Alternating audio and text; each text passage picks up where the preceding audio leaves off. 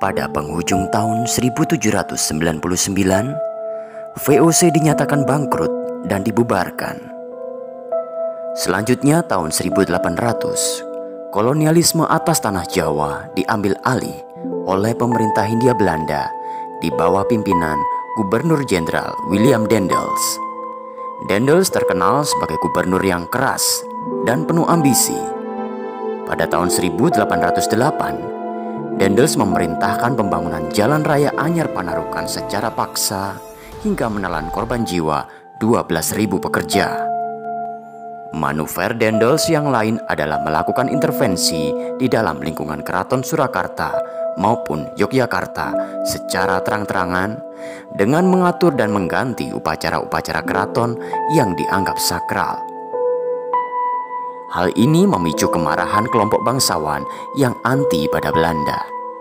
Salah satunya adalah Raden Ronggo Prawirodirjo, penguasa di wilayah Madiun.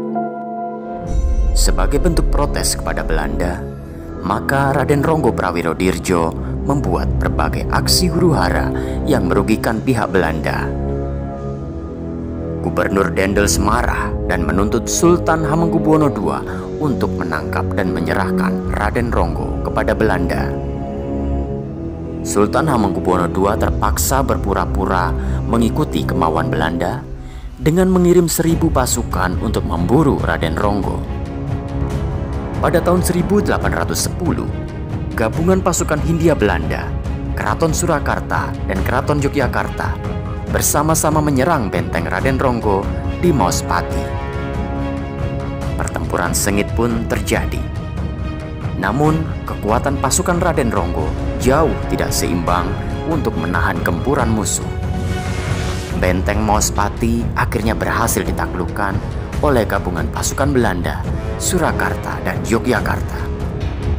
Raden Ronggo berhasil melarikan diri ke timur.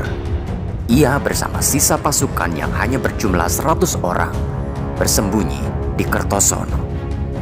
Di Kertosono, Raden Ronggo sempat bertahan aman selama 6 hari. Namun, pasukan Belanda, Surakarta dan Yogyakarta terus memburunya. Sehingga Raden Ronggo terpaksa meninggalkan Kertosono dan bergerak ke utara. Ketika sampai di Sekaran Bojonegoro, Raden Ronggo sudah terkepung. Ia berhasil dikalahkan dan dibunuh secara keji sebagai pejuang anti penjajahan. Walaupun pemberontakan Raden Ronggo berhasil dipadamkan, namun perjuangan Raden Ronggo semakin menyulut semangat anti Belanda di kalangan bangsawan Keraton Yogyakarta. Salah satunya adalah Raden Mas Ontowiryo atau Pangeran Diponegoro. Ditambah lagi tindakan Belanda memasang patok-patok di atas tanah milik leluhur Diponegoro membuatnya tidak mampu lagi menahan kesabaran.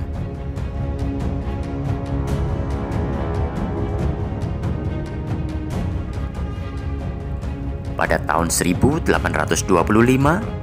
Pangeran Diponegoro menyatakan perang sabil kepada Belanda. Perang ini didukung oleh banyak pemimpin dan rakyat di berbagai daerah, baik di Jawa Tengah maupun di Jawa Timur, termasuk Kertosono. Perang besar ini dikenal dengan sebutan Perang Jawa. Perang yang berlangsung lama dan menguras habis tenaga serta keuangan pemerintah Hindia Belanda. Taktik perang gerilya yang diterapkan oleh Pangeran Diponegoro betul-betul membuat pasukan Belanda kewalahan.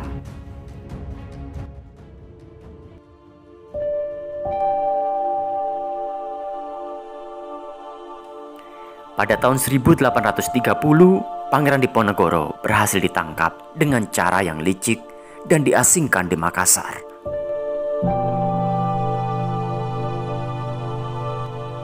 Sisa-sisa pasukan Pangeran Diponegoro bergerak menyebar untuk melanjutkan perjuangan ke berbagai daerah, termasuk Nganjuk, Berbek, Prambon, dan Kertosono.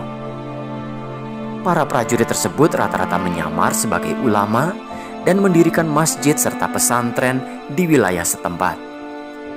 Sembari menyebarkan agama Islam, mereka diam-diam juga melakukan latihan militer kepada para santrinya untuk menanamkan sikap anti penjajahan Belanda. Jejak keturunan Pangeran Diponegoro masih dapat ditemukan di Desa Ngelawak Kertosono, yaitu di pesantren Miftahul Ula. Pesantren ini didirikan oleh Kiai Abdul Fattah Jalalain yang merupakan cicit Pangeran Diponegoro. Ayahnya, Kiai Arif, adalah cucu Pangeran Diponegoro dari garis keturunan Selir. Kiai Arif semasa hidupnya diburu serdadu Belanda dan ia melarikan diri ke Jawa Timur hingga menetap di Banyakan Kediri.